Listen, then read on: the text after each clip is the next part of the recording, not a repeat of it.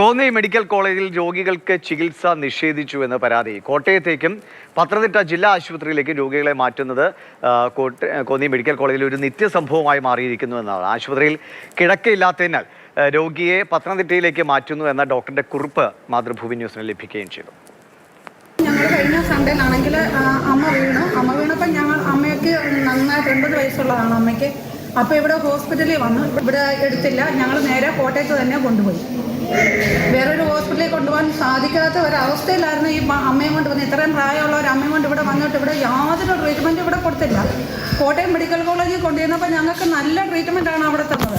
80 വയസ്സുള്ള അമ്മയും കൊണ്ട് ചികിത്സയ്ക്കെത്തിയ മകൾ നേരിട്ട ദുരനുഭവമാണിത്.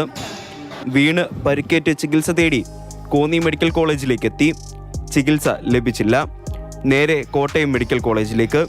ശസ്ത്രക്രിയ കഴിഞ്ഞ് തുടർ ചികിത്സയ്ക്ക് വീടിനടുത്തുള്ള കോന്നി മെഡിക്കൽ കോളേജിലെത്തിയാൽ മതിയെന്ന് കോട്ടയത്ത് നിന്നും ശുപാർശ ചെയ്തു. തിരികെ വീണ്ടും കോന്നി മെഡിക്കൽ കോളേജിലേക്ക്. പൈസ മുടക്കി ആംബുലൻസിൽ കോന്നി മെഡിക്കൽ കോളേജിലെത്തി.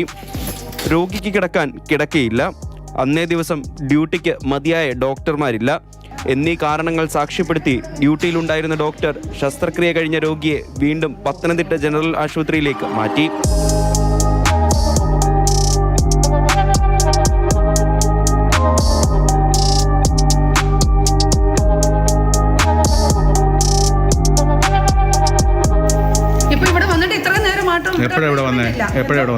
ഞങ്ങൾ വന്നിട്ട് കറക്റ്റ് 9 മണിയായപ്പോൾ ഞങ്ങൾ ഇതിനകത്ത് കയറ്റിയതാണ് അമ്മയെ. ഇവരെന്താണ് പറയുന്നത് ഡോക്ടർ? ഇവിടെ ബെഡില്ലാന്ന് പറഞ്ഞു. ഇവിടെ വരുന്ന എല്ലാ പേഷ്യൻറ്റിനും ഇത് തന്നെയാണ് പറയുന്നത്, ഇവിടെ ബെഡില്ല.